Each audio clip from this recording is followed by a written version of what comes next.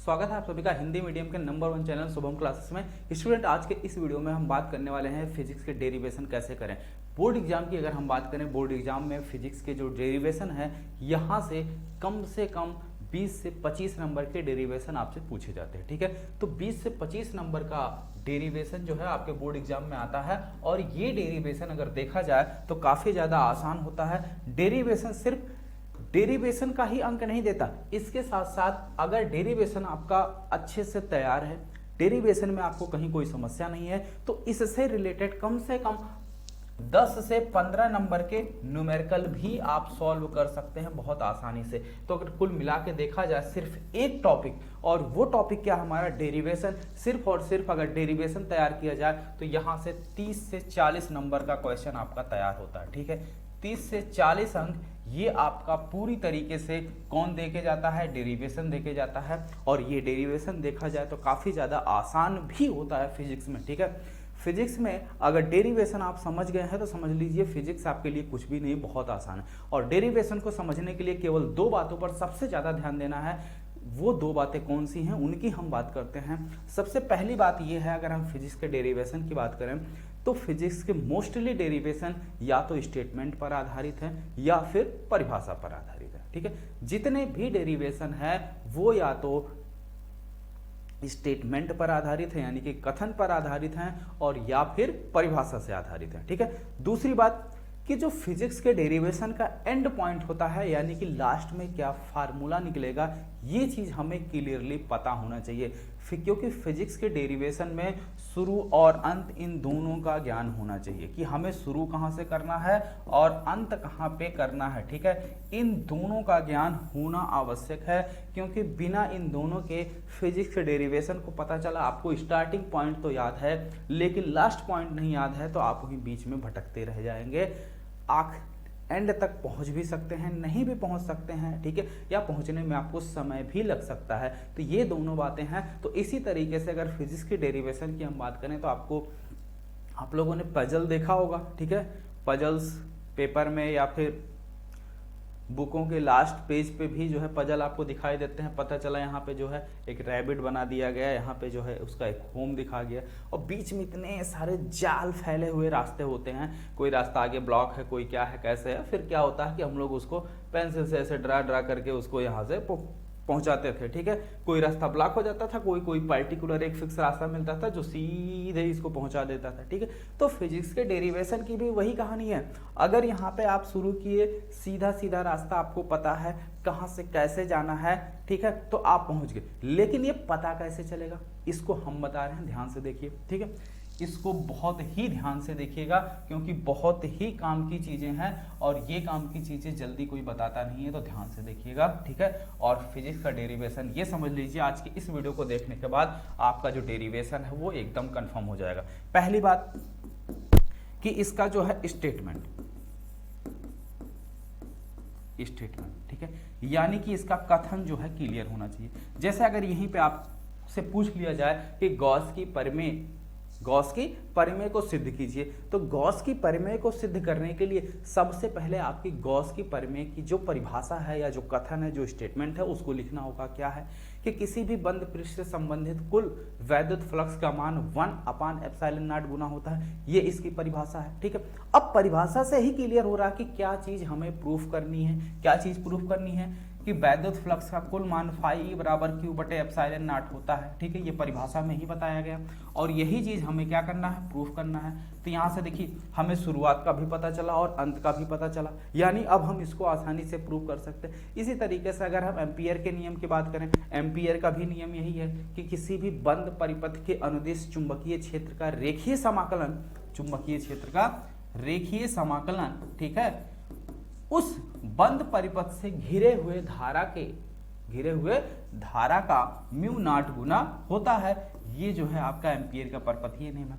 इसी तरीके से अगर हम किरचॉफ के नियम की बात करें, किसकी, किरचॉफ के नियम, तो किरचॉफ का भी पहला नियम, दूसरा नियम, इन दोनों में भी स्टेटमेंट है। बिना स्टेटमेंट के इसको भी आप प्रूफ नहीं कर सकते जब तक आपको इसकी परिभाषा, स्टेटमेंट, या जैसे अगर समांतर प्लेट संधारित्र की धारिता निकालनी हो तो यहाँ पे भी अभी आपको परिभाषा चाहिए। कौन सी परिभाषा चाहिए, समांतर प्लेट संधारित्र है तो यहाँ पे धारिता की परिभाषा हमें अच्छे से याद होनी चाहिए, तब उसको हम प्रूव कर सकते हैं। ठीक है, ये तो बात हो गई स्टेटमेंट की, ये बात हो गई स्टेटमेंट की। ठीक है, जो दूसरी सबसे इंपॉर्टेंट बात है वो है हमारा कि इसका जो है अंत हमें पता होना चाहिए। ठीक है, फार्मूला हमें पता होना चाहिए, फार्मूला जो है पता होना चाहिए कि क्या हमें निकालना है, क्या निकालना है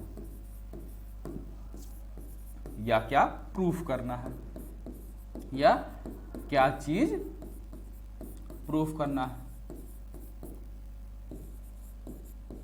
तो चलिए जल्दी बताइए सभी बच्चे कमेंट बॉक्स में, जितने बच्चे लाइव हैं सभी लोग वीडियो को लाइक करते हुए कमेंट बॉक्स में जरूर बताएं कि अभी लाइव हम आपको एक प्रूफ करा के दिखा दें। ठीक है, मैं एक प्रूफ आपको करा के दिखा देता हूं कि किस तरीके से हम इसका प्रूफ करते हैं। ठीक है, चलिए ये दो मेन है। ठीक है, ये दो मेन चीजें हैं जो आपके डेरिवेशन को आसान बनाते हैं। और कैसे आसान बनाते हैं चलिए इसको भी देख लेते हैं। सबसे पहले हम बात कर लेते हैं कि इस चैप्टर में जितने भी चैप्टर मैंने आपको पढ़ाए हैं, चैप्टर 1 से लेके पूरे 4 तक, इसमें कौन कौन से इंपॉर्टेंट डेरिवेशन है। ठीक है, उसकी बात हम बात में करेंगे। सबसे पहले आप एक डेरिवेशन देखिए जिसे हम कैसे प्रूफ करते हैं। ठीक है, चलिए जैसे मान लीजिए छोटा सा डेरिवेशन लेते हैं।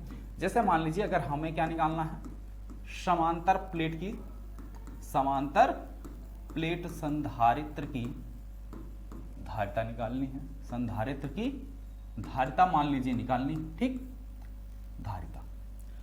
अब इसकी धारिता क्या होती है ये चीज हमें मालूम है ना, समांतर प्लेट संधारित्र की धारिता C बराबर क्या होता है, epsilon not A upon D। ये हमें मालूम है कि ये समांतर प्लेट संधारित्र की क्या होती है, धारिता होती है। ठीक है, ये बात समझ में आ गई। दूसरी बात, ये तो हमारा क्या है, अंत पॉइंट है। क्या है, ये अंत पॉइंट है। ठीक है, ये अंत पॉइंट है, यानी कि इसे हमें प्रूफ करना है। लेकिन अब हम शुरू कहां से करें, तो शुरू करने के लिए क्या चीज पूछा है, धारिता पूछा है। तो धारिता बराबर क्या होता है भाई, ये तो सबको मालूम होगा ना। धारिता इक्वल टू क्या होता है, धारिता को हम लिखते हैं C से, C इक्वल टू क्या होता है, Q अपान V, Q अपान V। जहां पे Q क्या है, अगर समांतर प्लेट की बात किया जा रहा है तो समांतर प्लेट पर उपस्थित कुल आवेश है। V क्या है, प्लेटों के मध्य विभवांतर है। ठीक है, तो यानी अगर हमें धारिता निकालनी है तो धारिता निकालने के लिए अगर हम दो चीज ज्ञात कर लें, एक तो आवेश निकाल लें और दूसरा जो है विभवांतर निकाल लें, तो आसानी से हम धारिता निकाल सकते हैं। बोलिए हाँ या ना। चलिए जैसे मान लीजिए ये हमारा कोई समांतर प्लेट संधारित्र है। ठीक है, समांतर प्लेट संधारित्र की अगर हम बात करें तो एक प्लेट पर क्या होता है, जितना प्लस चार्ज होता है दूसरे प्लेट पे उतना ही माइनस चार्ज। मान लेते हैं इस पे प्लस क्यू चार्ज है और इस पे माइनस क्यू चार्ज, और दोनों के प्लेटों का क्षेत्रफल हमने मान लिया क्या है, प्लेटों का जो क्षेत्रफल है वो कितना है, ए। ठीक, तो अब प्लेटों का क्षेत्रफल ए हो गया, प्लेटों का क्षेत्रफल ए है, कितना है, ए। और समांतर प्लेट संधारित्र पर उपस्थित आवेश की मात्रा कितना है, क्यू। तो इसका आवेश घनत्व क्या हो जाएगा, प्लस वाले का आवेश घनत्व अगर देखा जाए तो इसका भी सिग्मा अपान एप्सिलॉन नॉट हो जाएगा। ठीक है, सिग्मा अपान एप्सिलॉन नॉट। इस वाले प्लेट के देखा जाए तो इसका भी sigma upon epsilon, sorry sigma upon A. ठीक, आवेश घनत्व बराबर क्या होता है, sorry sigma equal to q upon A. ठीक, यहां पे आवेश घनत्व sigma equal to q upon A. तो दोनों प्लेटों पर उपस्थित आवेश की मात्रा क्या है, समान है, और दोनों प्लेटों का क्षेत्रफल भी समान है। ठीक है, तो जितना इस पर प्लस आवेश है उतना इस पर भी माइनस है। ठीक है, तो अगर देखा जाए इनका जो आवेश घनत्व है तो आवेश घनत्व क्या होगा, प्रति एकांक क्षेत्रफल में उपस्थित आवेश की मात्रा को हम क्या कहते हैं, आवेश घनत्व कहते हैं। तो दोनों का आवेश घनत्व समान हो गया। ठीक है, अब यहां पे बात समझो, एक पे प्लस चार्ज एक पे माइनस चार्ज, लेकिन हमें चाहिए इनके बीच विभवांतर। क्या चाहिए, इनके बीच विभवांतर चाहिए। ठीक है, लेकिन इनके बीच विभवांतर दिया नहीं है, बल्कि क्या दिया है, ध्यान से देखो, दिया तो कुछ भी नहीं, सिर्फ आवेश दिया है। ठीक है, सिर्फ आवेश दिया है। तो आपको याद होना चाहिए अगर कहीं पे भी किसी प्लेट पर एक पे प्लस और एक पे माइनस चार्ज है, ठीक है, तो वहां पे क्या होता है, वैद्युत क्षेत्र होता है प्लेटों के बीच। अगर सिर्फ एक आवेश है, चाहे प्लस हो या माइनस हो, तो उसके कारण वैद्युत क्षेत्र मिलेगा, वैद्युत क्षेत्र की तीव्रता मिलेगी। ठीक है, लेकिन अगर वहीं दो प्लेटें पास पास हैं, एक पे प्लस है एक पे माइनस है, तो प्लेट के बाहर वैद्युत क्षेत्र की तीव्रता शून्य हो जाती है। प्लेट के दोनों साइड, इस साइड जीरो इस साइड जीरो, लेकिन प्लेट के बीच में वैद्युत क्षेत्र की तीव्रता कितनी होती है, ई। ठीक है, और ये तीव्रता E है, ठीक है। और E बराबर होता कितना है, E बराबर जो होता है फार्मूला वो आपका हो जाएगा sigma upon epsilon not, sigma upon epsilon not. समांतर प्लेट के कारण अनंत विस्तार की समतल चादर के कारण वैद्युत क्षेत्र की तीव्रता का जो फार्मूला होता है वो हमने आपको बताया था सिग्मा अपॉन 2 एप्सिलॉन नॉट, ठीक है, सिग्मा अपॉन 2 एप्सिलॉन नॉट। यहाँ पे इस प्लेट की वजह से सिग्मा अपॉन 2 एप्सिलॉन नॉट, इस प्लेट की वजह से सिग्मा अपॉन 2 एप्सिलॉन नॉट। इस प्लेट पे देखा जाए तो वैद्युत क्षेत्र की डायरेक्शन इस दिशा में, इस प्लेट की वजह से देखा जाए तो ये माइनस है, तो माइनस वाली दिशा इस डायरेक्शन में, दोनों सेम डायरेक्शन में, इसलिए दोनों जुड़ जाएंगे, दोनों क्या होंगे, जुड़ जाएंगे, ठीक है। आपको अच्छे से याद होना चाहिए। तो ये मान लें अगर ये पहली प्लेट है, ये दूसरी प्लेट है, तो ये पहली वाली तीव्रता हो गई U1, ये पहली दूसरी तीव्रता हो गई E2।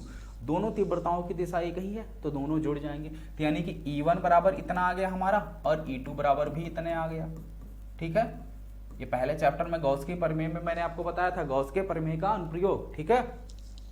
तो E बराबर क्या हो गया, E1 प्लस E2, यानी कि sigma upon 2 epsilon not plus sigma upon 2 epsilon not. दोनों का हर देखो बराबर है तो अंश आपस में जुड़ गया, 2 सिग्मा अपॉन 2 एप्सिलॉन नॉट, 2 से 2 कैंसिल हो गया, कितना आया, प्लेटों के मध्य विभवांतर कितना, वैद्युत क्षेत्र की तीव्रता कितनी निकल के आई बच्चों, सिग्मा अपॉन एप्सिलॉन नॉट, ठीक है।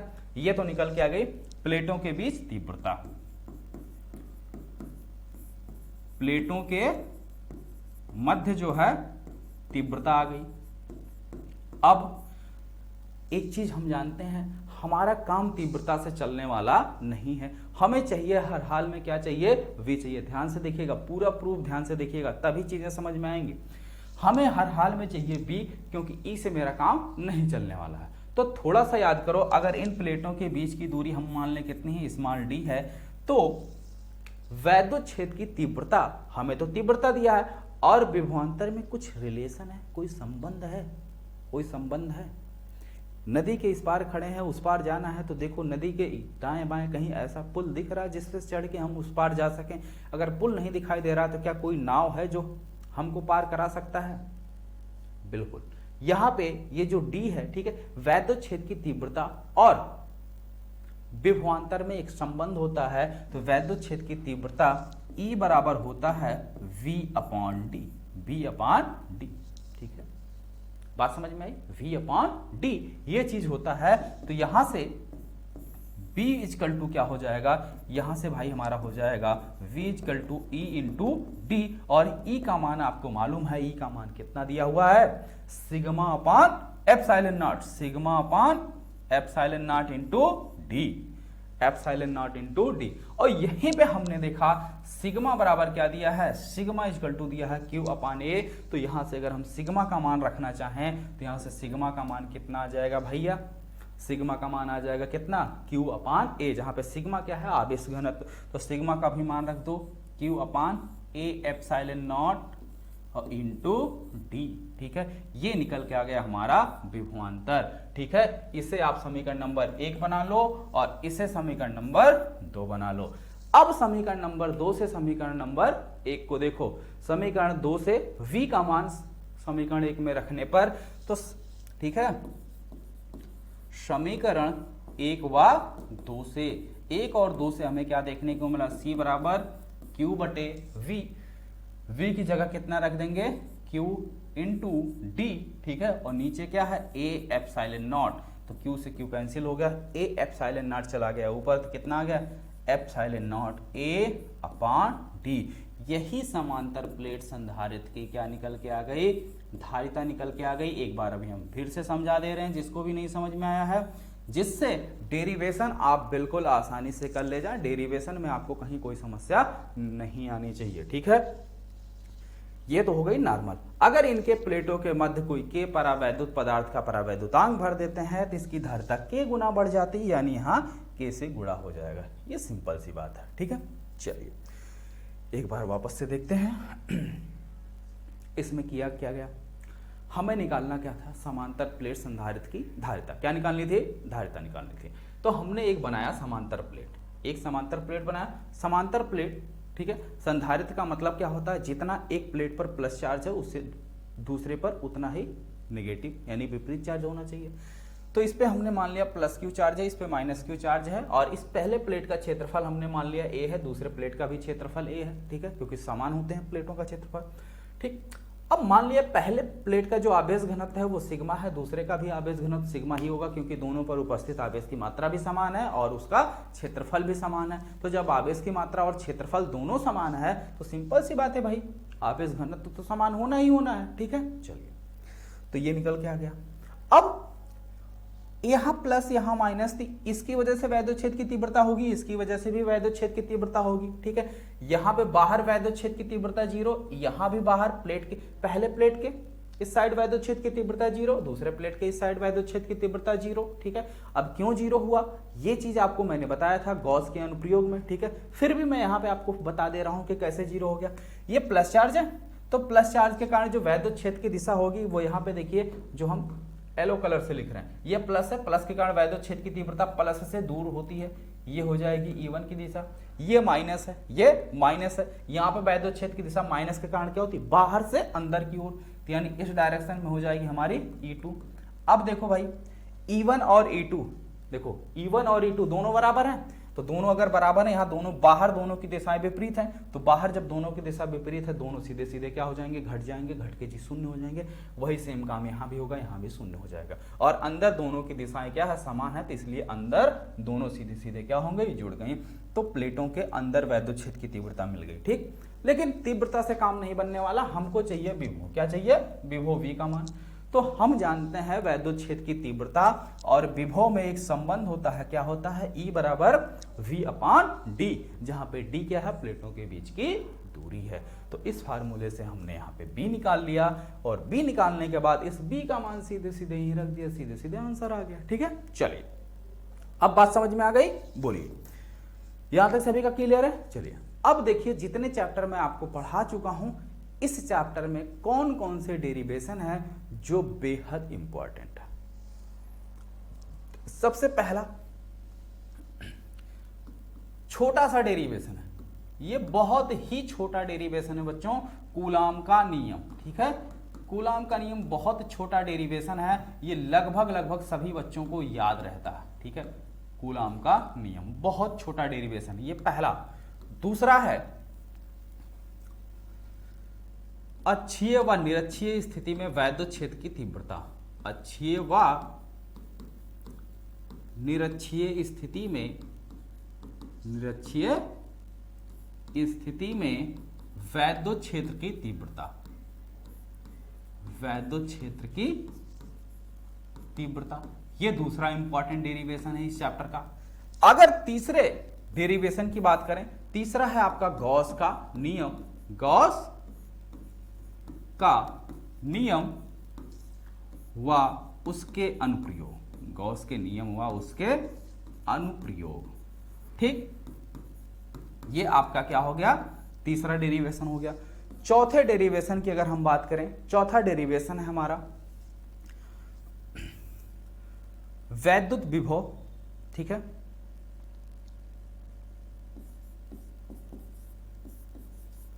एकल बिंदु आवेश के कारण, एकल बिंदु आवेश के कारण वैद्युत विभव।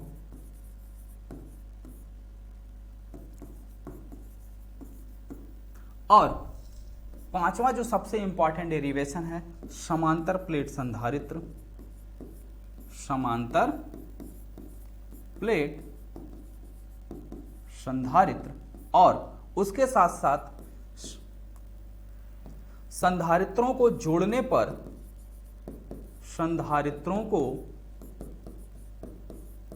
आपस में जोड़ने पर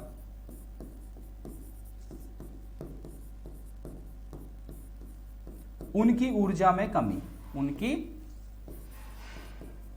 ऊर्जा में ह्रास या ऊर्जा में कमी। ठीक है, यह बात हो गई। तीसरा जो सातवां जो सबसे इंपॉर्टेंट डेरिवेशन है वो है आपका धारा तथा अनुगमन वेग के आधार पर, धारा तथा अनुगमन वेग के आधार पर ओम का नियम, ओम का नियम, ठीक। आठवां जो सबसे इंपॉर्टेंट डेरिवेशन है आपका वो है किरचॉफ का नियम।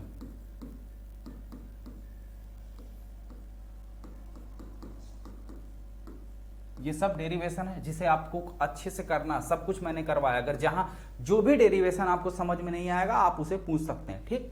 वहीं नेक्स्ट डेरिवेशन की अगर हम बात करें, किरचॉफ का नियम हो गया आपका है विभव मापी, विभव मापी, ठीक। और 10वां डेरिवेशन है चैप्टर नंबर 4 से बायो-सेवर्ट का नियम, बायो-सेवर्ट का नियम। और एक समान चुंबकीय क्षेत्र में, एक समान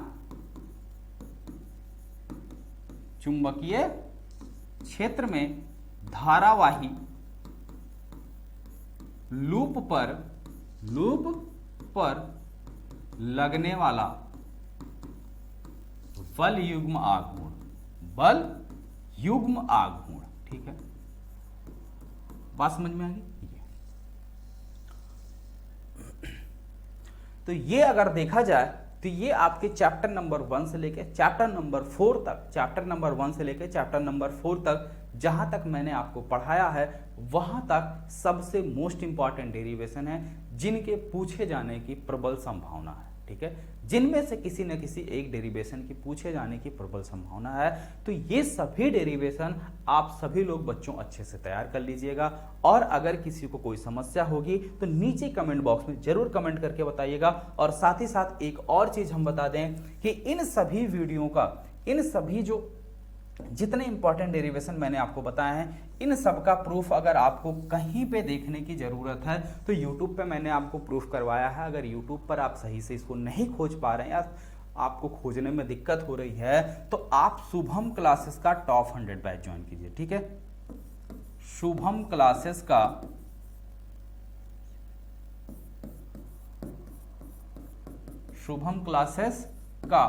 top 100 batch, top 100 batch join कीजिए। इस बैच में आपको हर एक चीज चैप्टर वाइज, ठीक है, चैप्टर वाइज सीक्वेंस में हर एक लेक्चर अवेलेबल है, हर एक चैप्टर का PDF अवेलेबल है, हर एक लेक्चर के नोट्स अवेलेबल है। तो सब कुछ आपको चैप्टर वाइज यहाँ पे अवेलेबल है, chapter wise practice set available है, ठीक है। और साथ ही साथ 3 साल के पिछले पेपर, महत्वपूर्ण क्वेश्चन आंसर, ये सब के सब चीजें आपको इस ऐप के अंदर बिल्कुल व्यवस्थित मिल जाएगी। और इस ऐप की अभी जो प्राइस है वो केवल और केवल 999 रुपये है। लेकिन इसमें भी 10% के छूट के लिए, 10% छूट पाने के लिए अगर आप ये कोड यूज कर लेते हैं तो 10% का छूट आपको मिल जाएगा।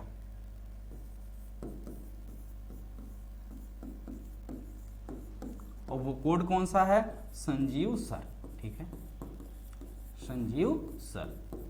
ये एक पहला कोड है जहां बीच में आप स्पेस दे दीजिएगा। अगर ये नहीं काम करेगा तो दूसरा कोड लिख लीजिए। दोनों में से कोई भी कोड आप अप्लाई करेंगे 10% का छूट आपको मिल जाएगा, ठीक है। ये दोनों कोड हैं, इन दोनों कोड में से कोई भी कोड आप यूज कर सकते हैं, ठीक है। और बताइए, इस तरीके से जितने भी डेरिवेशन हैं वो आपको सॉल्व करने हैं। और डेरिवेशन में फिर हम आपको रिपीट कर दे रहे हैं कि बेसिकली अगर देखा जाए तो केवल और केवल 2 ही मेन बातें हैं, 2 मेन इंपॉर्टेंट पॉइंट हैं जिसे हमें पकड़ के चलना है, याद रखना है। पहला कथन या स्टेटमेंट, दूसरा है फार्मूला, ठीक है। और फार्मूले में क्या, कथन स्टेटमेंट का मतलब क्या हो गया, शुरू हमें कहां से करना है ये कथन आपका स्टेटमेंट बता देगा और फार्मूला जो है वो आपको बता देगा कि हमें जाना कहां है, ठीक है। चलिए, तो आई होप ये चीजें आप सभी को बेहतर ढंग से समझ में आए होंगे।